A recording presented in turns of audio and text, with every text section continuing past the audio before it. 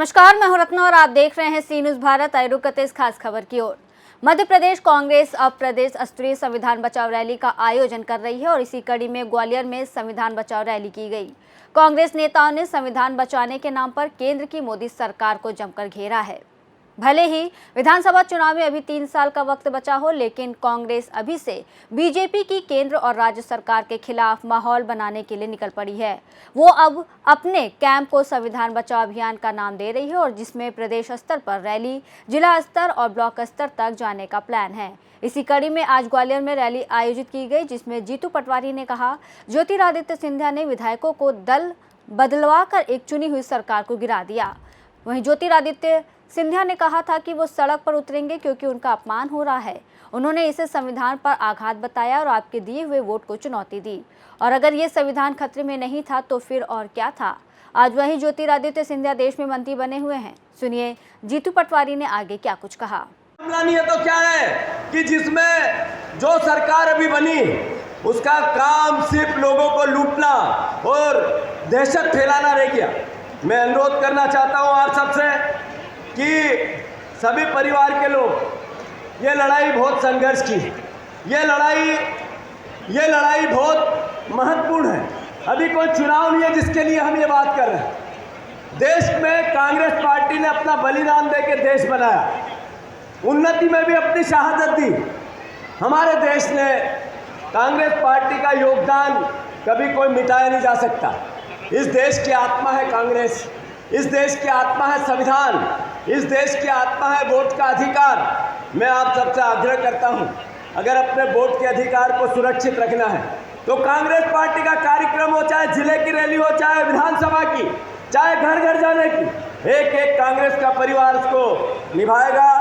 मैं अंत में इतना जरूर कहना चाहता हूं, हाथ ऊंचे करके हम सब परिवार के लोग संविधान तब बता सकते हैं जब हम कांग्रेस को ताकतवर बना सकते हैं, हमारा संगठन मजबूत कर सकते हैं, हम सब मिलकर एकजुट हो सकते हैं, अपने गिले शिकवे भूलकर एक साथ होकर कांग्रेस को मजबूत कर सकते हैं। तब संविधान बचाने का हम संकल्प ले पाएंगे। मैं आप सबका बहुत साधुवाद करता हूं कि इतनी गर्मी में भी आप सब पधारे। दोनों हाथ ऊंचे कर आदरणीय प्रभारी जी को ये आश्वासित करो कि हम सब मिलकर संविधान के संघर्ष की शपथ लेंगे। भारत माता की धन्यवाद। वहीं कांग्रेस की संविधान बचाओ रैली में पूर्व मुख्यमंत्री कमलनाथ को आना था, लेकिन उन्होंने दूरी बना ली। तो वहीं इस रैली में पूर्व सीएम दिग्विजय सिंह, प्रदेश अध्यक्ष जीतू पटवारी, नेता प्रतिपक्ष उमंग सिंघार, कांग्रेस के प्रदेश प्रभारी हरीश चौधरी आदि मौजूद रहे। वहीं सुप्रिया श्रीनेत ने कहा कि आज जब संविधान पर हमले हो रहे हैं तो राहुल गांधी और मल्लिकार्जुन खड़गे के नेतृत्व में कांग्रेस इसका सबसे बड़ा संघर्ष कर रही है। देश में गरीबों, दलितों, आदिवासियों और अल्पसंख्यकों पर अत्याचार हो रहा है, जो साफ संकेत है कि संविधान खतरे में है। वहीं कार्यक्रम में दिग्विजय सिंह के दौरान कुर्सियां खाली हो गई हैं, जिससे वो गुस्से में आ गए। मंच से कहने लगे कि मंच की लड़ाई खत्म करो, अब मैं नीचे बैठूंगा और जब बोलने का वक्त आएगा तब बोलूंगा। कई लोग आ जाते हैं बैठने के लिए, ये गलत है। सुनिए क्या कुछ कहा उन्होंने। अगली रैली होना चाहिए संविधान बताओ, संविधान पढ़ाओ, संविधान में है क्या। हम लोग संविधान बचा रहे हैं, लेकिन संविधान की कौन कौन से अनुच्छेद हैं जो महत्वपूर्ण है, जिसके बारे में हमें जानकारी मिलनी चाहिए। आज मुझे ग्वालियर के विष्णुकांत शर्मा जी, पता नहीं यहाँ है कि नहीं है, उन्होंने ये मुझे पैम्फलेट दी और ये दी। यदि इस प्रकार की पैम्फलेट प्रदेश कांग्रेस कमेटी अगर जन जन तक पहुंचाए, कांग्रेस जन तक पहुंचाए, तो हमारे कांग्रेसियों को मालूम होगा कि हम लोग संविधान बचा रहे हैं कि अपने आप को खुद को बचा रहे हैं।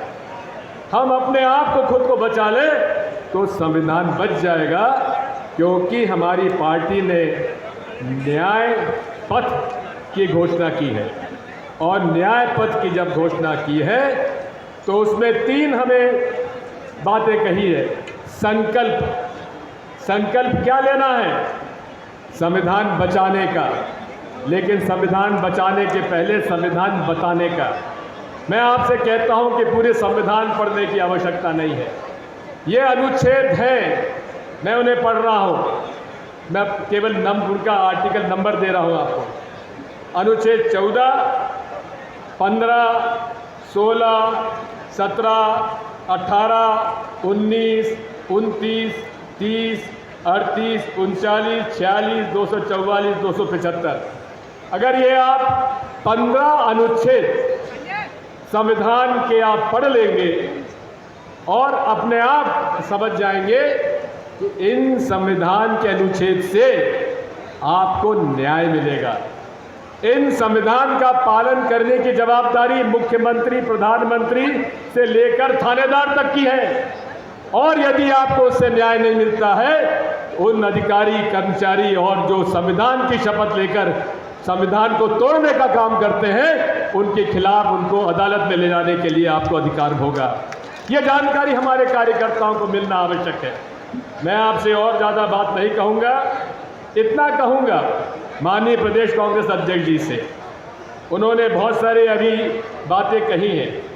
यदि आप 5 साल का उदाहरण ले लें तो आदिवासियों पर नेमावर में, नीमच में, सीधी में पेशाब कांड, मार्च में मऊ में, विदिशा में, लटेरी में, गुना बामोरी में शहरी आदिवासी महिला को जला दिया गया। और उसके बाद कांग्रेस ने 3.5 लाख पट्टे बांटे थे अनुसूचित जाति और जनजाति के लोगों को। क्या ये सही नहीं है कि वो सारे के सारे पट्टे, आधे से ज़्यादा पट्टे उन्होंने कैंसिल कर लिए और जो बचे हैं उन पर दबंगों का कब्जा है। उन दबंगों से कब्जा हटाने का संकल्प आप लोगे क्या? संकल्प लेना पड़ेगा। मैं आपसे अनुरोध करता हूं, किसी प्रकार से अनुसूचित जाति के लोग, इन पर एट्रोसिटीज हुई है। मैं केवल 3-4 साल का बता रहा हूं।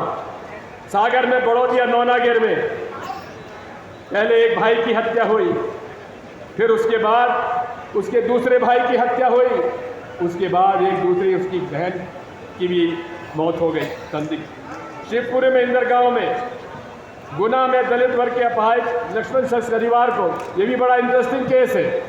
आदिवासी की 12 बीघा जमीन शहर भोपाल में है, गुना में है, जो कि करोड़ों की है। उस करोड़ों की ज़मीन को हथियाने के लिए वहाँ के भू माफिया ने कोशिश की और वहाँ के दलित पार्षद और उसके साथ लक्ष्मण अहिरवार उसको आवेदन लेके कलेक्टर बात कर गए और कलेक्टर साहब ने उस पर कार्रवाई करने के बजाय वहाँ के पुलिस ने उन्हीं के मुकदमा दायर करके तीनों को, एक आदिवासी और दोनों दलितों को जेल भेज दिया। वहीं बीजेपी के एससी मोर्चा के राष्ट्रीय अध्यक्ष लाल सिंह आर्य ने भी कांग्रेस की संविधान बचाओ रैली पर उसे जमकर घेरा है। क्या कुछ कहा वो भी सुनिए आप। आज संविधान बचाओ रैली के संदर्भ में फैसला लिया है कि पूरे देश में हम लोग हर प्रदेश में आयोजन करेंगे। तो आज सिर्फ और सिर्फ हम लोगों को संविधान के संदर्भ में ही बोलना चाहिए और संविधान के संदर्भ में संविधान बचाओ आंदोलन की आवश्यकता इस देश में क्यों पड़ी। संविधान को बनाने वालों ने कभी ये कल्पना करी थी? हाँ, उन्होंने कल्पना करी थी। संविधान बनाने वालों ने ये चिंता जाहिर की थी कि कितना भी बेहतरीन संविधान हम क्यों नहीं बना दें, पर अगर ये संविधान गलत हाथों में अगर चला जाएगा तो संविधान के मार्फत से ये देश के अंदर सही निर्णय नहीं होंगे। आज देश के सामने सबसे बड़ी चुनौती ये है कि संविधान देश के अंदर गलत हाथों में चला गया। इस देश की विचार और विचारधारा क्या है? दुनिया पूछती है कांग्रेस की विचारधारा और क्या है, विचार क्या है? ये संविधान है, ये हमारे विचार और विचारधारा है। संविधान से बढ़कर हम लोगों के लिए कुछ भी नहीं है। जब हम संविधान जिंदाबाद करते हैं और अपने आप ही भारत माता की जय हो जाती है, भारत जिंदाबाद हो जाता है, ये बात हम लोगों को समझने को चाहिए। संविधान जिंदाबाद होती है तो लोकतंत्र की जिंदाबाद हो जाता है। संविधान जिंदाबाद होता तो तमाम लोगों की जिंदाबाद अपने आप में हो जाती है, देश की हर नागरिक की जिंदाबाद हो जाती है। आज देश के अंदर कोई भी संस्था जिसको निष्पक्ष होना चाहिए वो निष्पक्ष नहीं है। जब इस सवाल का उत्तर अपन लोग ढूंढने के लिए निकलते हैं तो अपने को उत्तर मिलता ना। बातें करना और व्यवहार के अंदर बहुत बड़ा अंतर हो गया। देश के उपराष्ट्रपति खड़ा करते हैं क्या न्यायपालिका निष्पक्ष है, पर जब वो उस कुर्सी पर राज्यसभा पर सभापति के तौर पर बैठते हैं उस वक्त वो सवाल अपने आप से नहीं करते हैं।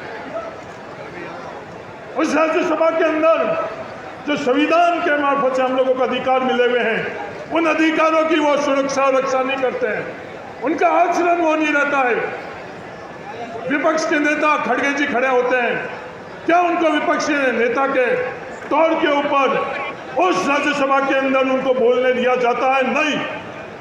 सभापति के तौर के ऊपर निष्पक्ष उस कुर्सी पर बैठकर उनका आचरण होता नहीं। उनकी टिप्पणियों का अधिकार है, पर वो टिप्पणियां किसी एक दल, सरकार, एक विचारधारा के संदर्भ में उनको रक्षा करने के लिए है या निष्पक्ष है? क्या ये सवाल आज देश को करना चाहिए या नहीं करना चाहिए? आज सिर्फ विवाद करने के लिए, न्यायपालिका के संदर्भ में विवाद करने के लिए कि महामहिम राष्ट्रपति महोदय ने जब इसको पास कर लिया है तो अगला कदम क्या होगा? अगला कदम यह होगा कि राष्ट्रपति अभिभाषण, जब राष्ट्रपति जी ने यह बोल लिया है तो उस पर चर्चा करने का किसी को अधिकार नहीं होगा। इस तरह की नई परंपरा की शुरुआत 11 वर्ष के अंदर हो गई है। तो आज हर दिशा के अंदर हम लोगों का फर्ज बनता है, एक नागरिक के तौर पर हम लोगों का फर्ज बनता है, कांग्रेस पार्टी के सदस्य के तौर पर हम लोगों का फर्ज बनता है, सबको संविधान की रक्षा हम लोगों को करनी है। ग्वालियर से सी न्यूज संवाददाता शिवम सिंह चौहान की रिपोर्ट। आपको बता दें कि कांग्रेस ने फैसला किया है कि 25 से 30 अप्रैल के बीच पूरे देश में संविधान बचाओ रैलियां आयोजित की जाएंगी। मध्य प्रदेश में इस अभियान की शुरुआत आज ग्वालियर से हो गई है और इसके बाद प्रदेश के सभी जिलों और विधानसभा क्षेत्रों में चरणबद्ध तरीके से रैलियां और जन जागरण अभियान चलाए जाएंगे। बहरहाल देखना होगा कि आने वाले वक्त में कांग्रेस को उसकी संविधान बचाओ रैली से कितना लाभ होता है।